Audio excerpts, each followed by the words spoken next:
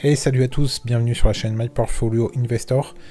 Nouvelle vidéo aujourd'hui concernant MPI Crypto et plus particulièrement concernant l'onglet Transactions. Donc cet onglet sera l'outil majeur de ton tableur. Tu vas pouvoir ici enregistrer toutes tes transactions. Tu peux voir les achats et les ventes en crypto, les swaps et les transferts de crypto de portefeuille à portefeuille. Pareil pour les stablecoins. Quelques petits ajustements s'il y a des ajustements à faire pour les cryptos et les stablecoins, les virements en crypto et en stablecoin, ainsi que les dépôts retrait cash et les swaps de fiat à stablecoin. D'accord? Donc étape par étape, je vais t'expliquer chacune de ces catégories, comment elles fonctionnent et quel est leur intérêt. Ok? Donc en première étape, plutôt que suivre un ordre logique des différents icônes présents en haut de cet onglet, on va tout d'abord commencer par l'ajustement des stablecoins. Alors pourquoi on va commencer par cet onglet et pas par un autre? Lorsque tu as importé tes données, tu sais dans la deuxième étape, là, importation des données, tu as essentiellement rentré des données qui concernent les cryptos. Ok, donc tu as rentré, par exemple, si tu avais un Bitcoin pour tant d'investissement, c'est ce que tu as rentré, tu les as répartis sur ton portefeuille. Par contre, il n'y a eu aucune opération faite pour importer tes stablecoins. On est bien d'accord? Ok, donc l'importation des stablecoins, ça va se faire maintenant dans l'ajustement stablecoin. Pourquoi on le fait en phase ajustement et pas en importation comme avec les cryptos? Parce qu'il n'y aura aucune incidence si tu ajoutes 100 USDC sur tel portefeuille, il n'y aura pas du tout de conséquences sur le PRU. Donc avant de faire quoi que ce soit au niveau des transactions, c'est maintenant qu'on va devoir importer quelque part l'ensemble des stablecoins sur tes différents portefeuilles. Donc pour ce faire, tu vas voir, c'est assez simple, c'est un peu le même principe que pour l'importation des données. Donc tu choisis le stablecoin désiré, donc pour l'exemple on va prendre l'USDC. Tu choisis le portefeuille sur lequel tu veux insérer cette USDC, ajouter cette USDC, donc on va pour l'exemple on va prendre MetaMask. Pour rappel, toujours associer un portefeuille à une blockchain. Ok, donc là, pour l'exemple, on prend MetaMask sur la blockchain Arbitrum. Actuellement, sur ton portefeuille, il y a 150 USDC. Donc, tu ajoutes les 150 USDC sur ton MetaMask et la blockchain Arbitrum. Tu enregistres la transaction et tes 150 USDC sont enregistrés. Voilà, tu peux voir maintenant que la quantité a bien été prise en compte, puisque on voit quantité actuelle sur la sélection, 150 d'USDC sur la blockchain Arbitrum et ton portefeuille MetaMask. D'accord? Donc tu renouvelles autant de fois l'opération que tu dois répartir tes stablecoins sur tes différents portefeuilles. Le prochain type de transaction que je vais vous expliquer, puisqu'on était sur l'ajustement des stablecoins, on va passer sur l'ajustement des cryptos. C'est sensiblement la même chose, sauf qu'il y a un petit détail qu'il faut quand même prendre en compte. Si vous avez bien compris, l'ajustement crypto, c'est pour modifier une quantité qui est actuellement renseignée sur le portefeuille et la blockchain. Donc pour l'exemple, on va prendre Atom sur le portefeuille Kepler et la blockchain Cosmos. Actuellement, enregistré sur ces trois données-là, Atom, Kepler, Cosmos, vous avez 150 atomes. Si vous souhaitez faire une modification, parce que finalement il n'y en a pas 150 mais 151, donc au lieu de 150, vous en avez 151, d'accord? Donc vous tapez la quantité réelle sur votre portefeuille, pas celle enregistrée sur le tableur, on est bien d'accord? Donc ça c'est la quantité réelle sur votre portefeuille. Donc on voit que par rapport aux 150 enregistrés actuellement sur votre tableur, il faut faire une modification de plus 1, d'accord? Sur votre vrai portefeuille, on entend bien. Donc on clique sur enregistrer, et vous allez obtenir du coup les 150 l'ajustement qui sera fait pour la crypto. Ok? Le problème, c'est que si vous faites ça, en ajoutant un atome par exemple, sur votre portefeuille sans forcément ajouter une valeur, parce qu'un atome aujourd'hui de ma vidéo c'est aux alentours de 7-8 $. Vous avez un atome de plus, pour autant vous n'avez pas investi les 8 $ en plus, d'accord? Donc votre PRU va se faire ressentir. Et là où je voulais en venir, c'est que l'ajustement crypto est vraiment à prendre en compte uniquement s'il s'agit par exemple d'un airdrop, s'il s'agit d'un revenu de staking. Encore que le revenu de staking, vous verrez, il y a une vidéo qui est dédiée pour la gestion des fees, ça sera même pas là-dedans qu'il faudra le mettre, ça sera uniquement à utiliser si vous n'utilisez pas cette partie des fees, d'accord? Mais vraiment à utiliser avec parcimonie, puisque si vous faites de l'ajustement crypto sans ajouter un montant associé, votre PRU va se faire ressentir et les résultats de votre performance pour cette crypto en subira les conséquences, d'accord? Donc vraiment, j'insiste à utiliser avec parcimonie l'ajustement des cryptos. C'est vraiment pour faire quelques petits ajustements. Par exemple, si vous avez payé des frais de transaction et que ça fausse la quantité réellement détenue par rapport à celle qui est enregistrée, là, éventuellement, vous pouvez faire votre petit ajustement. Mais vraiment à utiliser, j'insiste, avec parcimonie. Ok ? Alors ensuite, pour la suite du détail de chacune des possibilités des transactions, on va reprendre l'ordre logique, en commençant par achat-vente crypto. Comme son nom l'indique, il n'y a rien de sorcier, c'est l'outil qui vous permettra d'acheter ou de vendre des cryptos.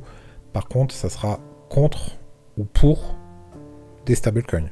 Pour remplir ces transactions, vous avez ici, dans un premier temps, à renseigner votre portefeuille et la blockchain sur lesquels se trouve la crypto que vous voulez acheter ou vendre. Vous renseignez le nom de la crypto, le nom du stablecoin qui sera utilisé pour la transaction. À titre d'information, vous pouvez avoir ici le nombre, la quantité de atomes qui est actuellement sur votre portefeuille Keplr et la blockchain Cosmos, donc en l'occurrence ici 151. Et ici, ça sera toutes les données concernant la valeur de la transaction. Alors, pour l'exemple, on va dire qu'on va vendre, je sais pas, par exemple, 11 atomes contre du USDC. Donc, vous voyez ici, je me suis volontairement trompé, je vends 11 atomes. Donc, ça veut dire quoi, vendre 11 atomes? Ça veut dire que sur les 151 qui sont présents, je dois en retirer 11. Donc, quand il s'agit d'une vente, la quantité doit forcément être négative. D'accord? Donc, ici, vous vendez 11 atomes contre de l'USDC. Cette partie-là, à titre indicatif, c'est le prix d'aujourd'hui concernant l'atome, tel qu'il est enregistré sur votre base de données. Il est possible qu'au moment de la transaction, ça varie un tout petit peu. Donc si ce prix vous convient, il est automatiquement répertorié ici. Si toutefois, par exemple, au lieu de 7,35, au moment de la transaction, le prix de un atome était de, je sais pas, 7,40 peut-être, par exemple, vous voyez, donc c'est ici qu'il faut modifier le prix, d'accord? J'insiste bien, c'est le prix au moment de la transaction, et c'est ce prix-là, en rouge, qui sera pris en compte pour la transaction. Ce prix qui est ici, c'est vraiment purement indicatif, d'accord? Donc, les 11 atomes vendus à 7,40 $ l'unité, ça représentera 80,40 $. Cette valeur sera automatiquement convertie en USDC et vous obtiendrez 81,40 $ sur votre portefeuille Keplr Blockchain Cosmos en USDC. Récapitulatif de l'opération, donc c'est bien une vente crypto. On vend 11 atomes pour un montant de 81,40 $ en échange de 81,40 $ d'USDC sur le portefeuille Keplr et la blockchain Cosmos. Ok? Donc tout est validé, on a bien fait notre opération de vente de 11 atomes, on enregistre. On voit bien, maintenant, sur votre portefeuille Keplr et Cosmos, blockchain Cosmos, vous n'avez plus que 140 atomes. Maintenant, opération inverse, vous souhaitez acheter 10 atomes. Donc on achète 10 atomes. Ça va nous coûter 74 $. D'accord? Puisque on n'a pas remis le reset, hein, mais on est toujours à 7,4 $ au moment de la transaction. On a acheté 10 atomes, donc une valeur positive puisque cette fois-ci c'est un achat. Vous voyez bien, on est bien à 150 actuellement sur le portefeuille Keplr et la blockchain Cosmos pour l'Atom. Ok, on reset et on passe à l'opération suivante qui seront les swaps et les transferts de crypto. Donc pour effectuer des swaps ou des transferts de crypto, c'est ici que ça se passe. Vous cliquez sur cette icône, vous allez arriver sur cette partie de l'onglet où on voit bien qu'on est face au swap ou au transfert de crypto. Petit rappel juste, un swap, c'est vous avez une crypto, vous souhaitez la convertir dans une autre crypto, vous faites le swap. Le transfert, votre crypto sur tel portefeuille et telle blockchain, vous souhaitez transférer la même crypto vers soit un autre portefeuille, soit une autre blockchain, soit les deux. D'accord? Donc je vais vous faire un exemple pour chacun des deux cas, le swap et le transfert. Donc on commence, si c'est un swap, en sélectionnant swap. Si toutefois c'est écrit transfert ici, donc il y a juste à changer, et bien passer en swap. Bien vérifier qu'on est en swap. D'accord? On va partir en restant sur notre Atom, l'exemple de l'Atom. Donc, puisque c'est un swap, on est bien d'accord que le portefeuille d'origine sera le même portefeuille et blockchain de destination. D'accord? Puisqu'un swap, c'est ça. C'est sur le même portefeuille. Donc, Kepler, ça se met automatiquement. D'accord? On prend notre Atom. Et on veut, par exemple, l'échanger contre de l'Osmo. Ok. Ici, vous avez bien la quantité actuellement d'atomes sur ce portefeuille. Et ici, vous avez la quantité actuelle, puisqu'on est à 0, rien n'est rempli. Vous avez la quantité actuelle d'osmosis sur ce portefeuille. Si on veut vendre 10 atomes contre de l'osmo, donc si on veut en vendre 10, vous aurez compris comme tout à l'heure sur les transactions, sur les achats et les ventes de crypto, ici c'est forcément un nombre négatif, puisqu'on doit se retrouver au final à 140. Donc on met une valeur négative. Ici, comme tout à l'heure, pour les ventes et les achats crypto, vous avez à titre d'information le prix actuel pour l'Atom et ici pour l'osmosis. Ok. Vous pouvez le prendre en compte si ça vous va. Il se rapporte automatiquement en rouge ici. S'il y a une modification à faire, vous la faites. On part du principe pour l'exemple que les prix sont corrects. Donc vous vendez 10 atomes au prix de 7,35 € par atome. Ça vous fait une vente à 73,50. Le même montant est converti au prix de 0,4085 pour l'osmo. Ça vous fait environ 180 osmosis crédité sur votre portefeuille. Donc ici, vous avez vraiment le calcul, on va dire scientifique, avec énormément de zéros après la virgule, puisqu'on est à 73 $ divisé par 0,4085. Il est très exceptionnel que vous aurez un chiffre rond dans cette donnée-là. Donc soit vous laissez comme ça, et ça vous va, soit manuellement, vous faites un arrondi approximatif. Donc là, on est à 179,91,95. On peut l'arrondir à 179,92 par exemple, d'accord? Mais ça, c'est vraiment très facultatif, c'est vraiment pas obligatoire. Vous vérifiez bien que le récapitulatif est OK, donc on est bien un swap crypto, on swap 10 atomes pour un montant de 73,50 $ en échange de 179,92 pardon, Osmo pour un montant identique. Tout ça se passe sur le portefeuille Kepler et la blockchain Cosmos. Si c'est OK pour vous, on enregistre et la transaction s'enregistre comme d'habitude sur l'historique des transactions. Donc on a actuellement 140 atomes sur ce portefeuille et on a maintenant 179,92 Osmo. Passons maintenant à la partie transfert. On reset la totalité du formulaire. On sélectionne transfert, on sélectionne le portefeuille d'origine, donc on va reprendre l'exemple de Atom, d'accord, Cosmos, on prend l'Atom, d'accord, donc ça c'est le portefeuille d'origine, on a l'Atom sur ce portefeuille-là, qu'on veut transférer, donc on transfère de l'Atom vers un autre portefeuille. Donc pour l'exemple, on va prendre par exemple Binance. Donc Binance, pour rappel, comme c'est un échange centralisé qui n'est associé à aucune blockchain, on met échange centralisé.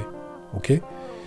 Donc pour cet exemple, on va dire qu'on va transférer 40 atomes vers Binance. Donc 40 atomes de ce portefeuille vers ce portefeuille-là. Ici, c'est un nombre négatif.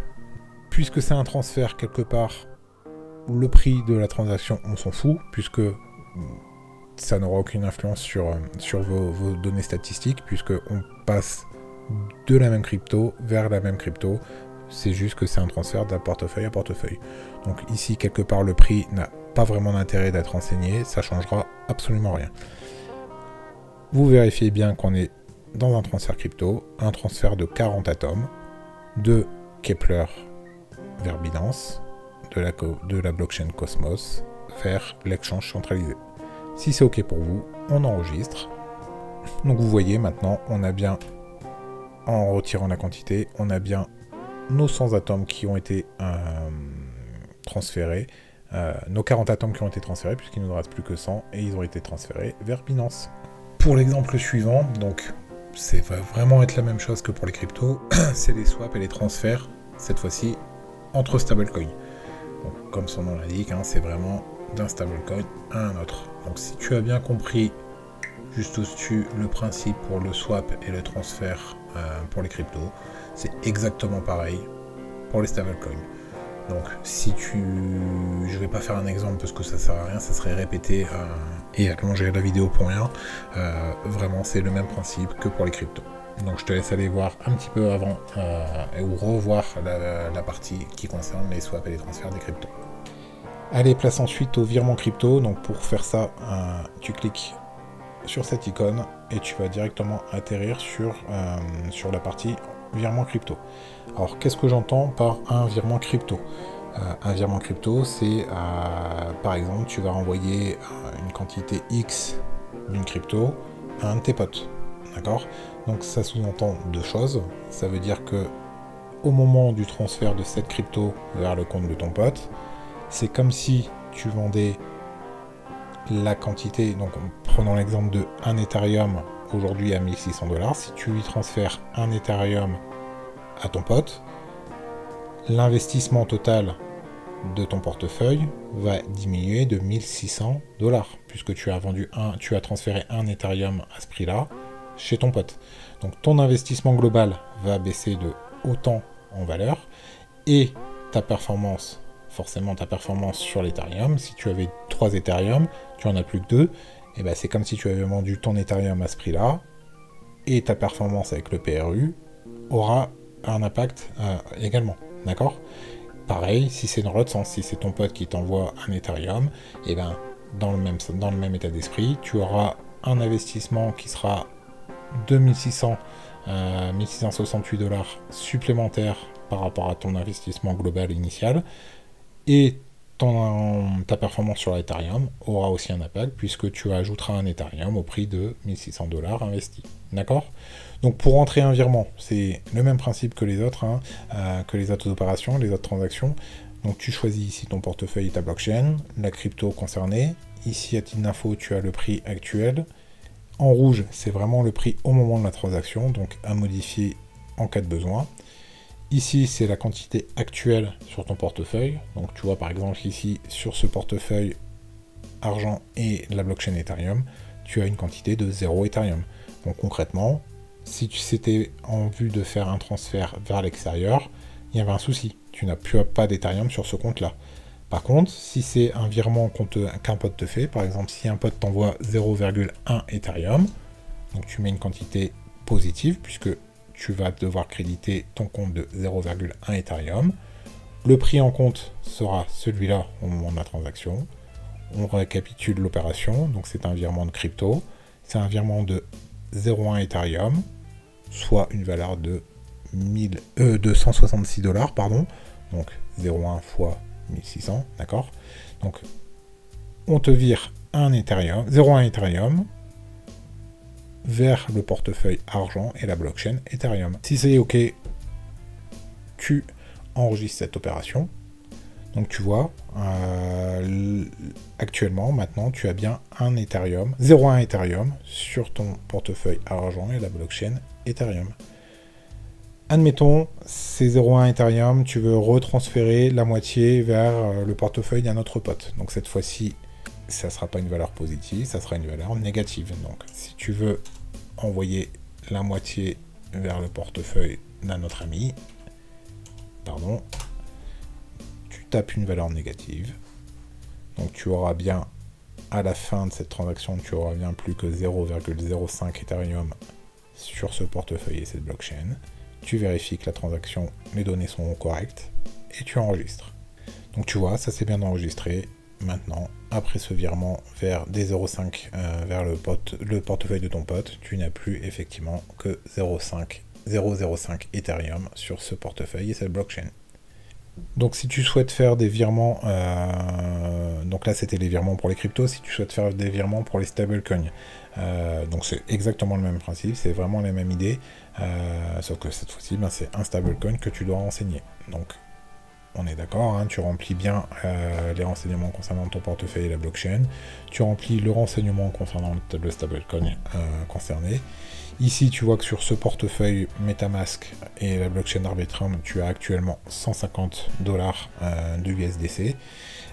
S'il s'agissait d'un virement vers le portefeuille d'un de tes potes, donc on est bien d'accord que c'est une quantité négative qui est à renseigner dans ces cas-là. Donc si tu souhaites par exemple virer 100 $ d'USDC sur le portefeuille d'un de tes potes, voilà. Donc si tu souhaites virer 100 $ sur le portefeuille d'un de tes potes, donc c'est une valeur négative.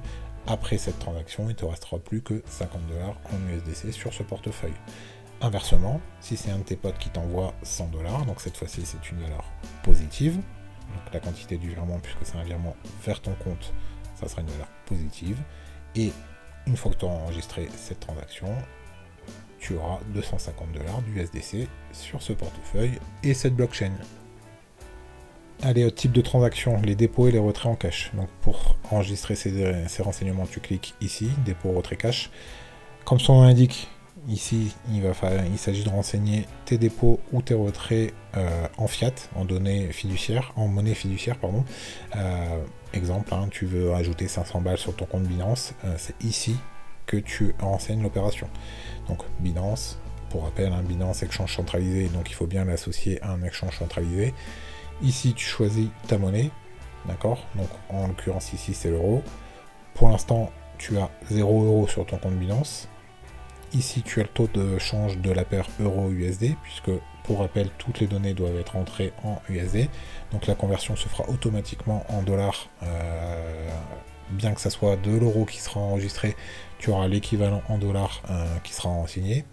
Donc, pour l'exemple, on a dit que tu souhaitais enregistrer 500 € sur ton compte Binance.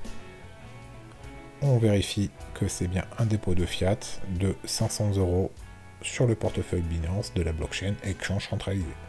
On est à la bonne date, on enregistre. Voilà, donc tu vois que ça s'est bien enregistré, tes 500 € sont bien été enregistrés sur ton portefeuille Binance. Ok. Si toutefois c'était une opération dans le sens inverse, donc cette fois-ci un retrait de fiat, donc ça, tu retires des euros de ton compte Binance, admettons pour l'exemple, on va dire que tu veux retirer 200 €, d'accord, donc tu types moins 200 € puisque c'est un retrait, d'accord, on vérifie que c'est bien un retrait de fiat, un retrait de 200 € depuis le portefeuille Binance et la blockchain exchange centralisé. On enregistre l'opération. Donc voilà, tu vois, ça s'est bien enregistré à 300 €. Ok. Allez, dernière opération, dernier type de transaction à t'expliquer, le swap entre les fiat et les stablecoins. Donc tu cliques ici, d'accord, swap fiat stablecoin. Tu vas te retrouver sur cette partie-là de l'onglet. Donc comme tout à l'heure, les swaps entre crypto, cette fois-ci, comme son nom l'indique, c'est pas un swap entre crypto, c'est un swap entre fiat, monnaie fiduciaire, et stablecoin. On a dit tout à l'heure qu'il nous restait 300 € sur Binance. C'est l'opération qu'on vient de faire, juste avant. Donc on vérifie qu'on a bien effectivement nos 300 € sur Binance. Ces 300 €, on veut les swapper en USDC, qui seront toujours sur Binance, puisque c'est un swap, c'est pas un transfert, d'accord? Donc on souhaite transférer nos échanger nos 300 euros contre l'équivalent en USDC. Donc ici, on met 300 pour enlever nos 300 euros. Ici, tu as le montant de la conversion et automatiquement, la conversion en USDC se fera. Alors, je t'invite à vérifier que la conversion a été correctement effectuée. Si tel n'était pas le cas, par exemple, si en échange de ces 300 euros, tu avais 300, je sais pas, 326 dollars, et USDC, pardon, et ben ici, tu mets 326. Là, c'est vraiment un tir indicatif. Le calcul se fait plus ou moins automatiquement avec les données actuelles. Sache que le taux de conversion euro-USD est pris en compte ici, et que le taux de l'USDC est également pris en compte. Peut-être qu'ici, ça sera 0,99 et ici, une petite bricole en réalité. Donc, il peut avoir une légère différence. Donc, si vraiment tu as une différence minime à apporter, ben, tu peux la faire manuellement ici. Donc, tu valides hein, que la transaction est correctement effectuée. Donc, c'est un swap de fiat vers le stablecoin. Tu convertis 300 euros en 325 USDC sur le portefeuille Binance. Si c'est OK pour toi, tu cliques sur enregistrer. Voilà, donc tu vois, ça s'est bien enregistré. On n'a plus aucun euro sur notre compte Binance. Et on a bien maintenant, hop, on a bien maintenant nos 325 USDC sur le compte Binance. OK, allez, place à la conclusion. Allez, voilà, on a vu l'ensemble des différentes transactions possibles sur My Portfolio Investor spécial crypto. Tu concevras que si jamais tu es trader et que tu as, je sais pas moi, 50, 100 transactions par jour à enseigner, clairement, ça va être imbuvable et ingérable. Forcément, tu en oublieras une ou l'autre par moment et ça faussera tous les résultats. Donc j'insiste clairement, hein, ce tableur est vraiment fait pour les investisseurs et pas pour les traders. Investisseurs qui font quelques transactions par jour, quelques transactions par semaine, pas plus. Sinon clairement ça sera imbuvable et tu n'arriveras jamais à t'y retrouver. Et en plus ça va alourdir clairement les calculs de ce tableur. Et je pense qu'à terme et à la longue, ça sera vraiment très compliqué de pouvoir suivre tes investissements. Après, tu pourras aussi, à force de pratiquer, tu pourras trouver des raccourcis.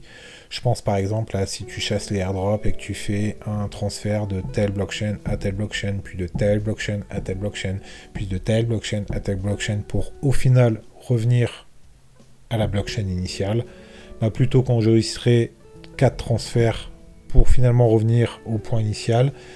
Certes, tu auras payé quelques frais de transaction, mais plutôt que renseigner ces 4 transferts, et bah, tu auras juste à aller par exemple dans ajustement crypto et tu rempliras la quantité réelle qui te reste de... Par exemple, si c'est des Ethereum que tu as transféré 4 fois, tu auras payé des frais, et bah, tu rentres aujourd'hui à cet endroit-là la nouvelle quantité d'Ethereum qui te restera après ces 4 transferts, et tu auras gagné, tu vois, 4 transactions. Mais bon, ça c'est après, à force de pratiquer, tu verras les petites astuces pour gagner quelques transactions, quelques clics. J'espère avoir été clair, j'espère avoir expliquer correctement chacune de ces transactions. Si tu as des questions, comme d'habitude, n'hésite pas à les poser en commentaire. J'y manquerai pas d'y répondre, ou tu peux également m'envoyer un mail.